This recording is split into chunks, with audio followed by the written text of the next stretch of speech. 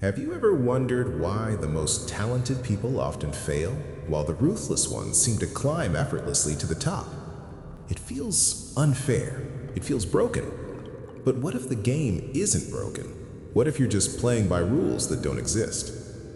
Most of us are raised to be nice, to be honest, to wait our turn. But there's a different kind of wisdom, a forbidden manual written 500 years ago that whispers a terrifying truth. The world does not reward the good, it rewards the effective. Today, we are going to peel back the layers of polite society. We aren't just talking about history, we are talking about the software running in the minds of the most powerful people you know. By the end of this, you won't just see the world differently, you might just see the predator hiding in the mirror. Niccolò Machiavelli. The name itself sounds like a villain's origin story, but he wasn't a monster. He was a man watching his city burn. He saw weak leaders get crushed because they were too obsessed with being good rather than doing what was necessary. He realized that the gap between how we should live and how we actually live is where victims are made. Think about the last time you were taken advantage of. Maybe you did extra work hoping for a promotion that went to the loud guy who does nothing. Maybe you forgave a friend who betrayed you, only for them to do it again. Machiavelli would say you weren't a victim of them, you were a victim of your own refusal to see reality. Here is the first uncomfortable truth. You cannot just be a lion. The lion is strong. The lion roars and charges. In our world, this is the person who works hard, speaks the truth, and confronts problems head on. But the lion falls into traps. The lion doesn't see the net until it's too late. Machiavelli said you must also be the fox. The fox is cunning. The fox knows when to be silent, when to hide, and when to walk away. Imagine a negotiator. The lion walks in, demands what they want, and threatens to leave. The fox walks in, smiles, agrees with everything, but structures the contract so they win no matter what. If you are only strong, you will be outsmarted. If you are only smart, you will be crushed. You must be both. There's a romantic idea that the genius stands alone. We love the story of the lone wolf. But in the game of power, isolation is death. Machiavelli warned that a fortress is dangerous. Why? Because it cuts you off from information. When you build walls to protect yourself, emotionally or socially, you blind yourself to what is happening outside. Think of the person who says, "I don't need anyone, I'll just focus on my grind." They work hard, head down. Meanwhile, the people who are out there talking, networking, and wasting time are building the alliances that will eventually outmaneuver the hard worker. Power is a social game. You cannot win it from the sidelines. This is the most famous line, and the most misunderstood. It is better to be feared than loved. But listen closely.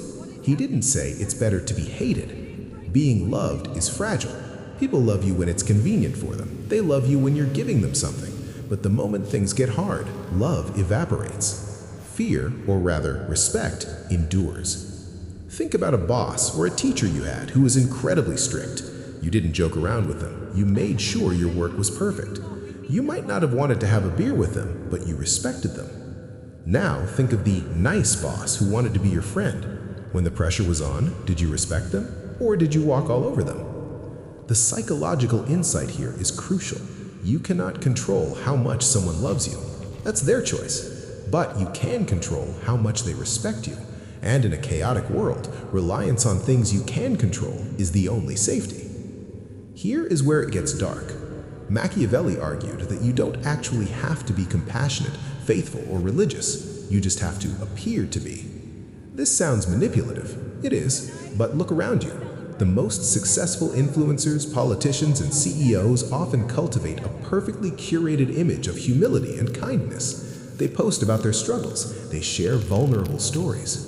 We eat it up. We trust them because they seem good. But behind the scenes, are they making decisions based on kindness? Or are they making calculated moves to expand their empire? The lesson isn't that you should be a fake. The lesson is to stop judging people by their words and their public image. Judge them by their actions. Look at the outcome, not the intent. If someone smiles while they stab you in the back, the smile doesn't matter. So, does this make you a bad person? This is the twist. Machiavelli suggests that sometimes doing the bad thing is the only way to do the right thing. If a surgeon cuts you open, is he violent? No, he's saving your life. If a leader makes a tough decision to fire one person to save the jobs of 50 others, are they cruel? We often hesitate to make hard choices because we don't want to feel like the bad guy. We delay the breakup. We avoid the difficult conversation. We let toxic people stay in our lives because we want to be nice. But that isn't kindness. That is cowardice. Real intelligence, dangerous intelligence, is the ability to detach your emotions from your actions, to do what is necessary, not what feels good. The world is not a fairy tale. There are no knights coming to save you. Understanding these dark laws doesn't mean you have to use them to hurt people. It means you can stop people from using them to hurt you. When you see the fox, you won't be tricked. When you see the lion, you won't be scared. You become the player, not the pawn. So, as you walk out into the world today, ask yourself, are you walking around with your eyes closed, hoping everyone plays fair? Or are you ready to see the game for what it really is? The choice is yours. But remember, the game is being played, whether you participate or not.